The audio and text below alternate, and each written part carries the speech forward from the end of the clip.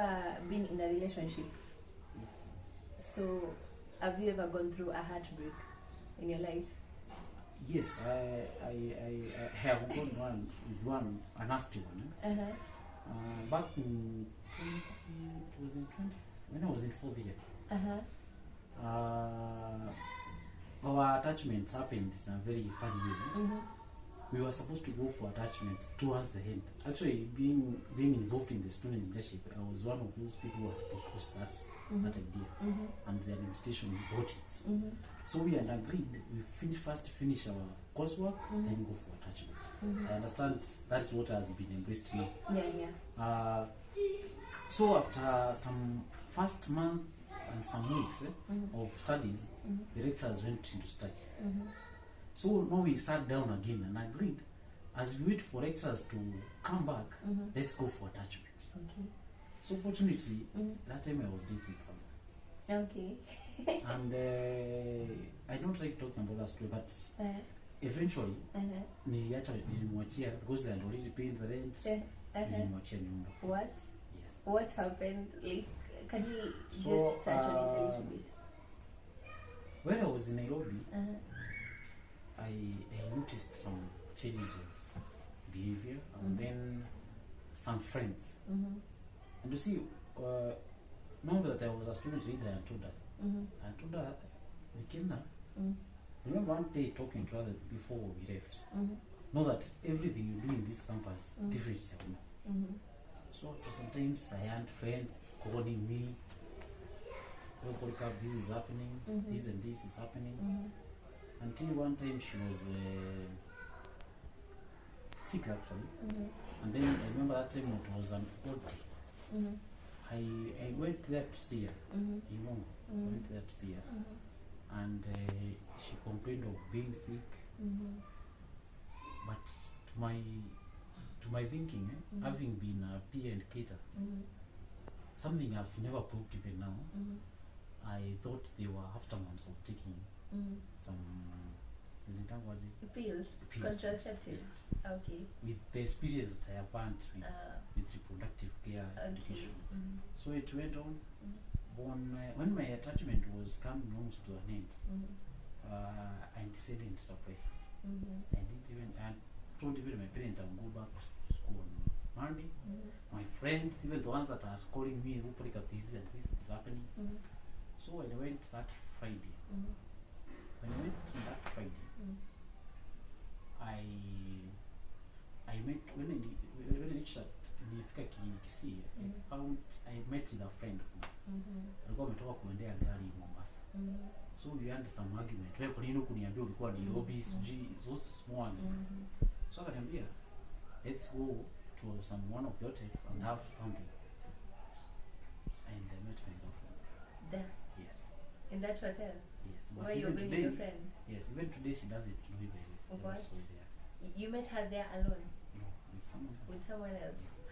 How was the feeling? How did you feel at that time? I felt disappointed, betrayed, but there's something I've always taught myself, that every time you cause drama, it's not the person that who has disrespected you are disrespecting. You're disrespecting yourself. So I composed myself. I sent my friend to confirm because he knew her. Then I went back to Dongo. I stayed. I remember that time nilifika kitu saa 10. I met some friends having party.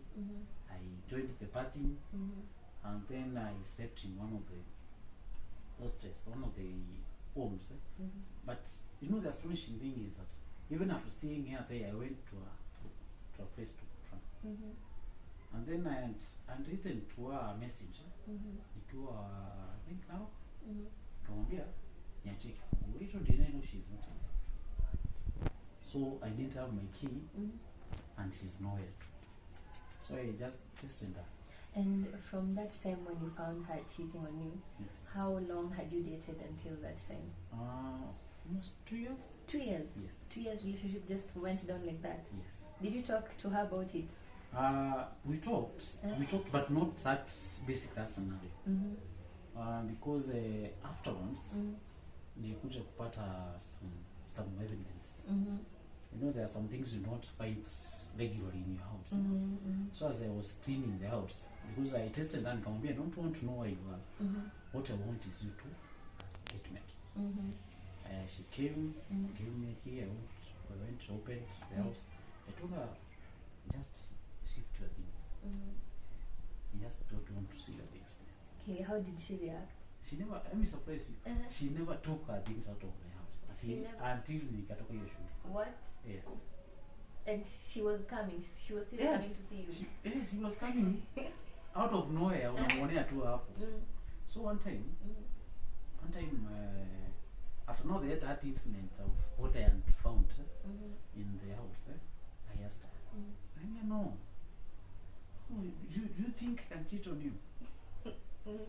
So I'm not that person. See arguing, I don't like arguing. So nilikuwa nisha make the decision. It's how it has ended, it has ended. But I never wanted to ruin my reputation just because of her.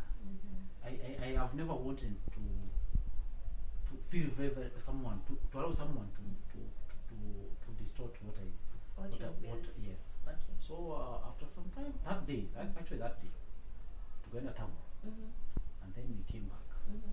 So you know that thing nikuna ni moto bado. So nikaamua kumuuliza. Akanijamia. You know usually you have a funny way of turning things the other way. I remember that day I was cooking. So hapo tuko kwa bed. So I became very furious until I could not breathe. So that's a panic attack. No, it's like accumulated anger. There's how music has I have taught myself to not to, because I rarely get angry at that time. But eventually it happened. I called my roommate. That time I was staying with someone. I called him. He had gone to another hostel. But it took very few minutes, but it was long. So eventually I had to tap her, and then she called the neighbor. Then nikapeleka hosi the university clinic. Nikadungwa some stabilizer, and then what that nurse, because she knew me, what told me it changed to what I think about it. Because the surprising thing, the sababu wasemanga ogopa mapenzi. When I was asked to nani abaki na wewe, I said that. Hey. And then the nurse asked me, are you serious? Because she was told the story. Are you serious? So eventually I was left with one of my friends. So after that time, she told me one thing. Me, I know you. Even if ukitaka the most beautiful girl in this university, I know you will get. Kulini uzunguke na day moja. It was a funny way, but it can tu akili hiyo siku. Like why? Why should I sacrifice? Me, I didn't take it as should I be changing girlfriend, but I just asked myself, why should I sacrifice my life for someone? Someone who is not doing the same for you. Yes. Okay. Yeah, so ikaenda hivyo. Nikamwambia sasa we became friends. She's a friend of mine now. How is that working out, friends? She's a friend of mine, but now friends with boundaries. There are things I can't. It's just for example, I can't allow her to come in. Yes. Fortunately now she's outside. I can't doing some other things. Yes. And after that breakup, like how has it changed your relationship afterwards? It didn't change much. The only thing that I have learned in every relationship that you are in, value yourself first. Okay. Yes. And then I had a very bad habit of investing in people. Even if I invest in people now, not as much as I was. Because I always believed, even now I believe if we are friends, I should not, after 1, 2, 3 years, you should not be the way you are when you became friends. Wow, that's wonderful. Yeah. So it is scaled down because I learned the more you invest in someone. And you know, there is a friend of mine, one told me, and I don't want to say the same, but he said, Huyu, watu hivyo Polycarp akikuwa mzuri ama aketike vizuri atakuepa. So I remember that friend of mine. Wow. Because I don't want to say that I moved her from point A to B, but what I feel is that even her, she appreciates now that Polycarp you doing this and this, and not her. After that I've had other relationships. Yeah, some have failed. Okay, that's a lot. Yeah.